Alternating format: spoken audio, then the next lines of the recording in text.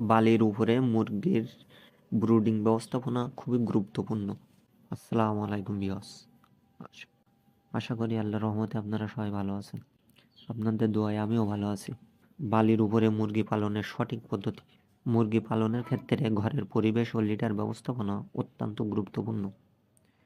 সঠিকভাবে ব্যবস্থাপনা করতে পারলে মুরগির রোগ প্রতিরোধ ক্ষমতা বৃদ্ধি পায় এবং রোগ ব্যায়াম ও উৎপাদন ভালো হয়। আমি সবসময় মুরগি পালনের জন্য শুকনো ঝরঝরে বালি ব্যবহার করি। বালি কখনো ভেজা রাখা যাবে না।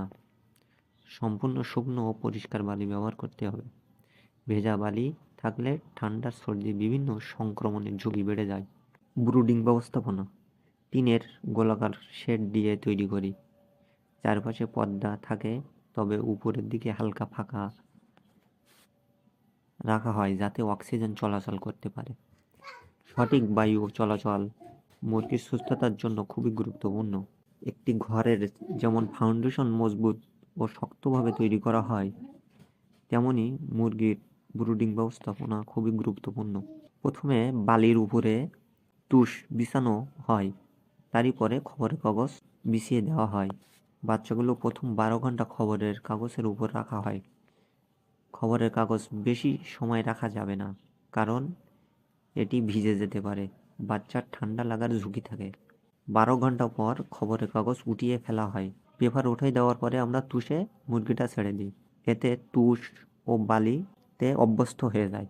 এতে 3-4 দিন বা 1 সপ্তাহ পরে তুষ উঠিয়ে সরাসরি বালির উপরে মুরগি ছেড়ে দেওয়া হয়।